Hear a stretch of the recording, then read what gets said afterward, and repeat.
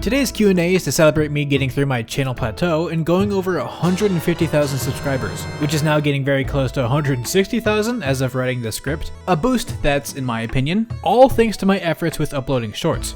I'm really glad y'all like those. Speaking of, Sydney is Sleepy asked me how I feel about these shorts blowing up.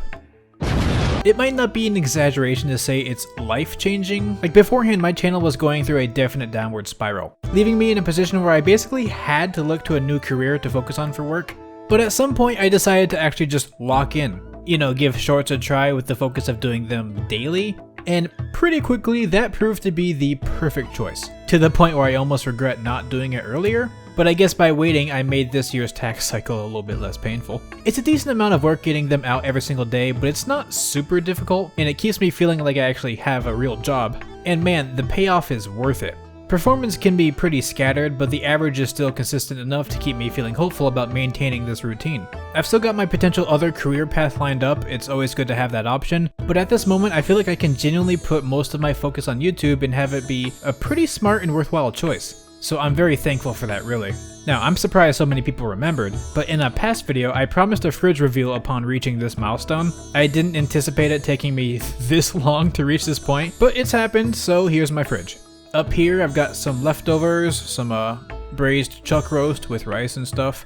Lots of condiments. I'm a sauce guy, so I love having lots of sauces. Down here I've got some leftovers from Buffalo Wild Wings, that's always cool. I recently cleaned out my fridge a few weeks ago, so it's a bit emptier than it might otherwise be, but you know, still some stuff. Also, I usually don't point out these things since it kind of ruins the joke, but this little whiteboard gag of the oh haha he slayed God IRL is made really unfortunate given that, like, the literal next day after I recorded the footage, the Pope died. So, my bad, I guess. Also, Lydia9822 asks what my favorite condiment is. And it's a hard one to answer because I love diversity. Really, any hot sauce is gonna do right by me. But at the moment, the one I use the most is this buffalo-style Tabasco sauce. I'm a big fan of it. But like I said, I really love variety in my sauces, so I'm glad to have all of these different kinds here. Alright, let's get on with the questions. As usual, my background footage is just TF2 stuff, so you can either watch along with the gameplay, or just use this like a podcast. So first I'm going to go over general things asked by a lot of people that I've gone over before in the past, just real quick. My main in Smash is Hero, though I really like to play as Ganondorf and Lucas as well. If I were to practice the game more, I'd want to get better with Young Link too, and being honest, I don't really play this game casually much anymore. It's mostly just a thing I do for these videos, though in the future I do want to get back into actually playing it again, maybe on stream or something. My username comes from when I made an account on starman.net, which is an Earthbound forum. It was my first time joining a community where I had the decency to not use a dumb username, so that's just what I came up with. My focus hobby at the time was music, both performing and playing, so that's why I chose that theme, and now it's just kinda stuck. If I could change it, I probably would, but at this point I don't think that's gonna happen. My favorite game ever is hard to pinpoint, but I think Majora's Mask might be more consistent. My profile picture, however, is from the Minish Cap, being the wind element specifically. I always love the theming of this section of the game where you soar high above the sky. The bottom half here is actually based around this pedestal where you get the element in the Palace of Winds. I just love the focus on the sky, the height, that feeling of freedom. It's all super cool. I love the Minish Cap. And in terms of the TF2 stuff, I might as well touch up on that real quick. Tadster, along with some others, asked if my TF2 channel is dead. Yes, that's a channel that exists, and I feel like I talk about this in basically every Q&A at this point. And I don't really blame anyone for asking, but this time I'll just be much more direct. When I decide to sit down and do video editing work of any kind, at this point I'd really rather it be something directly productive toward my main channel. And doing something for the TF2 channel just doesn't feel worth it outside of maybe occasionally as a hobby, but man, I've got so many other hobbies I want to get back into anyway, so if I'm gonna be editing, I want to do it for my main channel, you know? So like I have tons of footage I could turn into videos, and a part of me still does want to. Like I like watching these videos that I make back, they're really fun. But I just don't feel very encouraged to get involved with the TF2 community as a creator, and don't feel like putting work time into it and away from my main channel. So basically don't expect uploads from the TF2 channel outside of a very rare occasion. It's unfortunate, but that's just how it is. While I'm talking about TF2 though, Sabo the Fish asks if I'm in a competitive TF2 team. And yeah, I was at least. I last played in the main division of RGL Highlander, and to unpack all those random terms for anyone who doesn't know, that's like above average ranking for the competitive league, with Highlander being a mode where you have one of each class, 9v9. It was fun for the time that I did it, but like I said before, I've got a lot of hobbies I want to get back into, so I've dropped out of that, but who knows what'll happen when winter returns. But that's enough TF2, so let's talk about the channel for a bit. Bryce the Woomy Boy asks, if I were to do content on another game, what would it be? Currently I guess if Smash and this channel exploded, then I'd focus on TF2, but otherwise, you know, in the past I would have answered with something like Zelda, and I did attempt content with Tears of the Kingdom, one video of which actually did really well, and the other not well. But at this point, I won't lie to you guys, I genuinely dislike Tears of the Kingdom. And with the current direction the games are taking, I don't think the series is one I really like enough to warrant focus on it. Maybe individual videos, but not focus. As for ones I would want to focus on, maybe either Minecraft or Pokemon? Games that I actually play that have a lot of content and depth to go over, but I don't know. I'm also super curious about Kirby Air Riders. Like, I'm 100% making some content on that, but I don't know if it's gonna be something I could focus on, you know? But for the time being, I have a lot of stuff to cover with Smash, and I'm fine with sticking with it as long as I can, but as usual, branching out in the future would be pretty nice. Speaking of, Ashbash8716 asks if I think I'll ever run out of Smash facts. I mean, eventually I will, right? But in the past, I answered this more definitively with like a 1 to 2 year lifespan. But that was like 3 years ago now. At this point, I've accepted that I'll probably have something to talk about with the game for as long as I feel like. In terms of my short form videos, even with those being daily uploads, I'm confident I can make unique content for another 2 or so years, given how I'm also reviving older pieces of trivia for current viewing. I think the long form and short form audiences are mostly separate, so as far as I'm concerned, all I'm doing is letting more and more people see more and more content that they otherwise would have missed. So no, I don't really think I'm gonna run out of content to talk about for at least a good while. I will eventually, sure, but at this point I've proven to myself that I can find a new way to spin this whole trivia thing for a lot more than I previously anticipated. So I'm not too worried. Though talking about trivia for other games, or even just real life stuff, would be pretty cool, as well as covering more language related subjects like I've attempted in the past, though I'll touch on that subject a little bit later. But really, it all kinda depends on just how long it takes for a new Smash game to come out. Speaking of, Rubik7336 asks if I'd rather have less characters but a better single player mode, or more characters with just a couple new mechanics, you know, for a new Smash game. I'm in the camp that would prefer to see a reboot of the series, where there's considerably less characters, but they're all completely revamped. So like the same core cast we've seen before, but given the same treatment that we'd expect to see from modern DLC. A new Mario, a new Link and Zelda, especially a new Ganondorf, all that. I'd rather have a smaller cast but with more polished, altered designs on them, than just more of the same old, but bigger. I'm really not a bigger is always better kind of guy. I mean, obviously with either approach it's more content for me to make, and I just know that I'll be able to make fun and interesting videos either way, but as a casual fan, I definitely want something more polished, with more minigames, maybe a story mode campaign, Smash Run returning, as well as trophies, and just more to do that isn't just competitive. Not that Ultimate is necessarily unpolished, but when looked at in a vacuum, it really does feel weird how outdated some of these characters are compared to others, so yeah. Next, ZachChill5906 asks how difficult it was for me to learn to edit and stuff. The process of learning how to edit my own videos was long and grueling, full of trial and error, for the past almost decade now, I'd say. Going from a free copy of Shotcut, I think it was called, to Sony Vegas, to what I use now. In terms of style, that's the same story. Trying out a lot of different things, getting feedback, and just gradually making changes with each video. Like when I go back to some of my earlier uploads, the content itself might be fine and dandy, but man, the presentation is not good. The edits are pretty hit or miss, a lot of things aren't given enough attention, and the audio quality? I guess that's a different subject, but man, nailing down the audio quality in actual script reading was probably the most important hurdle I had to overcome before I could actually make content that I'd view as good. One of my favorite pieces of advice to anyone aspiring to make content is to just upload. Don't spend a year trying to perfect a video or something, just get something out there. Get that experience. The more you get used to certain elements of the process, the more mental power you can spend on the finer details until you've polished something up to how you like it. And when you end up doing that polish, please put some focus on the audio quality. No one wants to listen to audio that sounds like this, you know, it's just not very good. I still don't think my content is necessarily perfect, but I'm actually quite proud of my production value now. It's minimalistic and simple, but it gets the job done pretty well, and is very solid and well put together, and I'm happy about it. I could always stand to go a bit more above and beyond. You know, I can make my own graphics with like graphs and stuff. Some certain elements could be edited a bit more professionally, but I also kind of like my style of being more down to earth.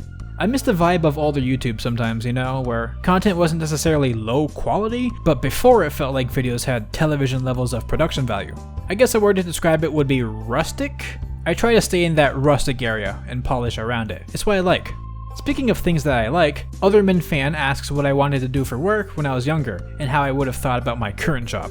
At my youngest, I think it was something like being a veterinarian, but nowadays I kinda hate stepping foot in a vet entirely, so that dream fell apart extremely quickly.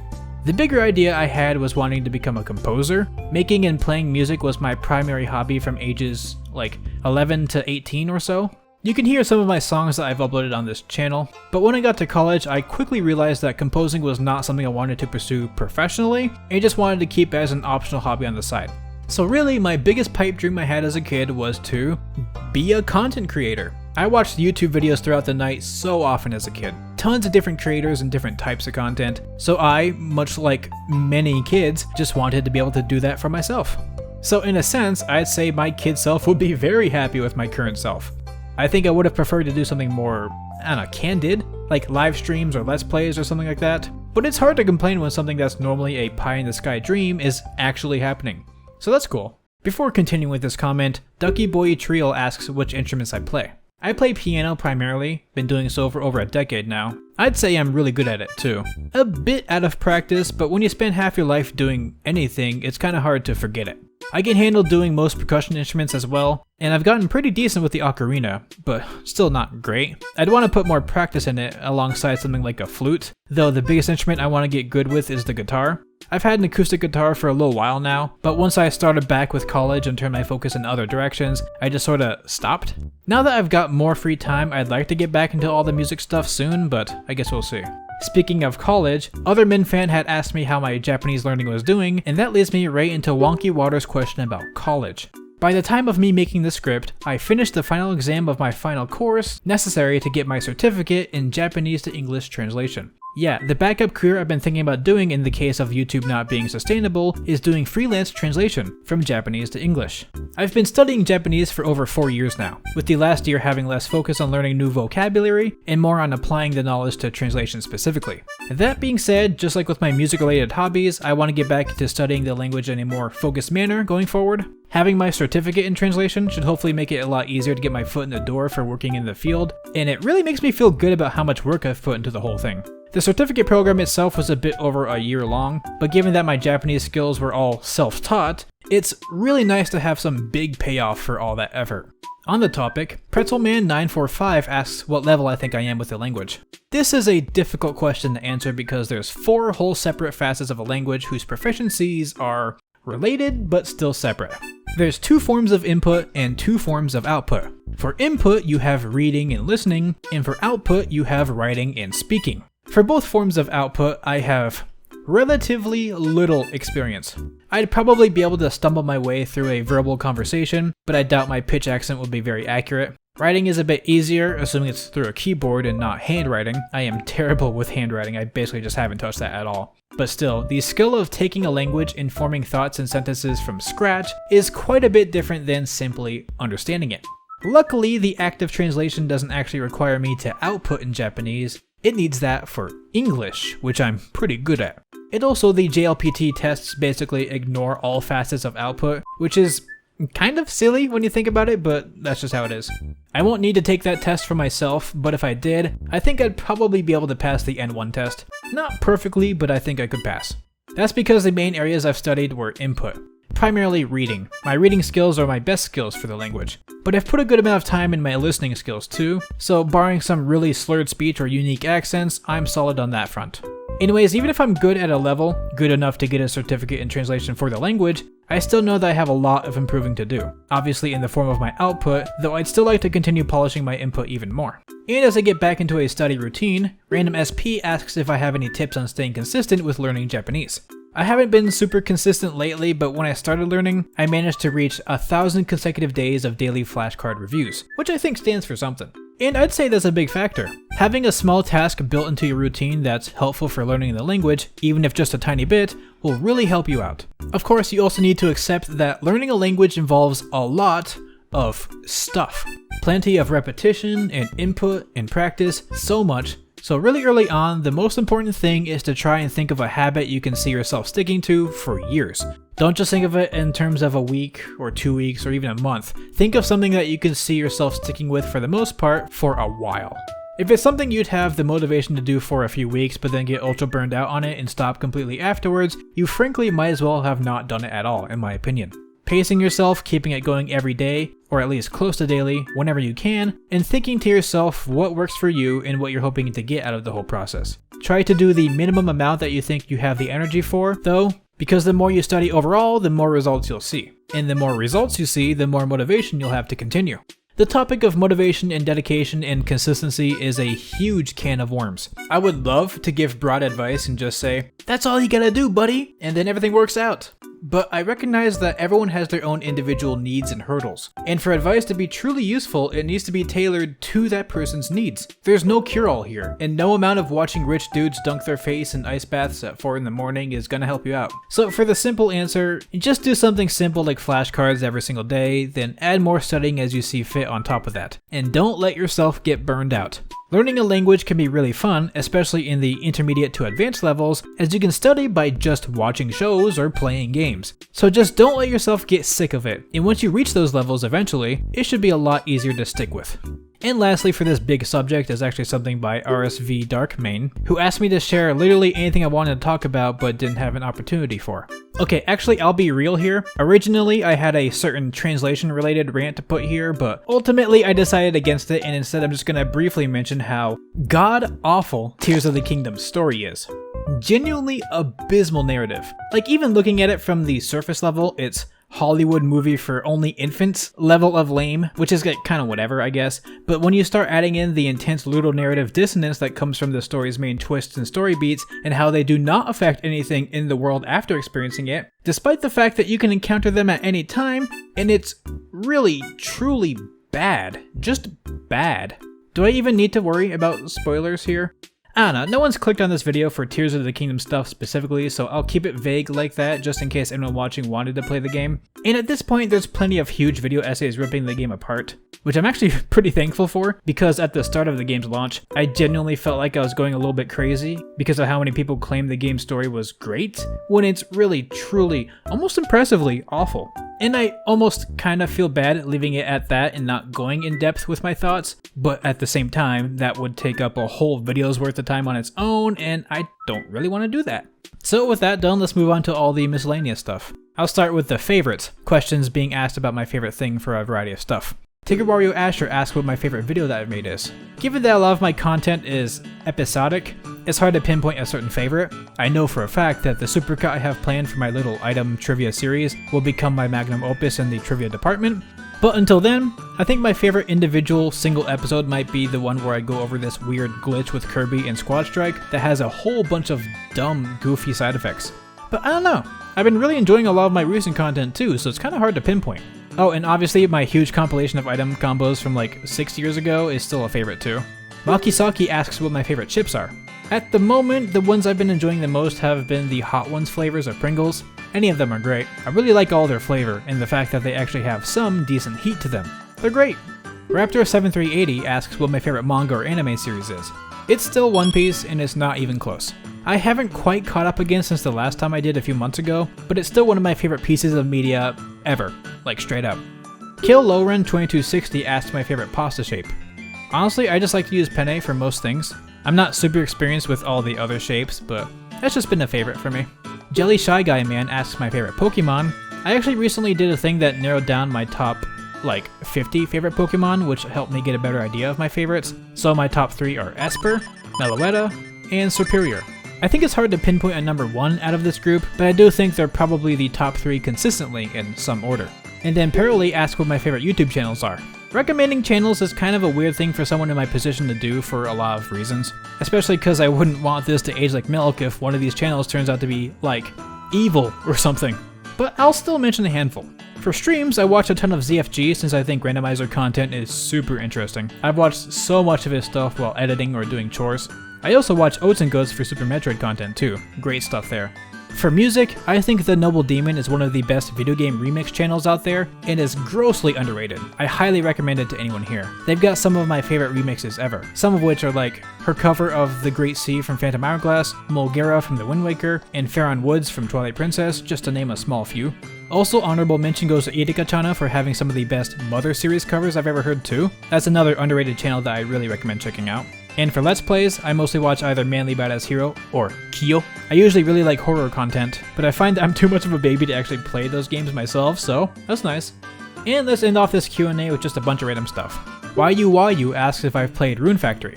I've been using the music in my videos a lot recently, probably in this video as well. And yeah, I recently finished Rune Factory 3 and 4 Special on the Switch. I haven't gotten around to doing 5 yet, I probably will at some point.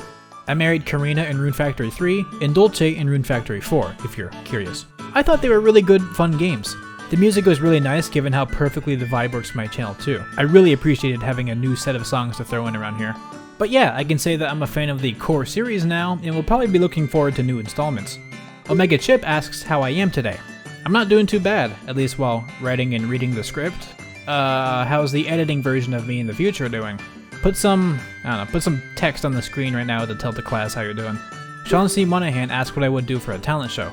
Probably something like play the piano or whatever. I think that's the only skill I have that would actually fit for a talent show. And actually, I did play the talent show at one time in high school.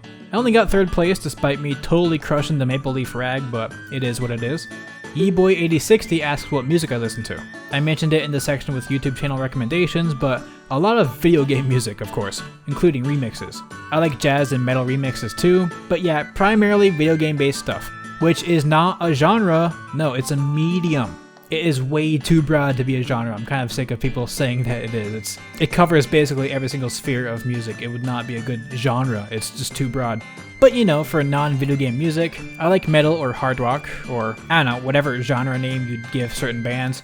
Things like Metallica, Aerosmith, Rush, Dream Theater, and so on. And lastly for today, Euron0 asks for a random topic I have an interest in.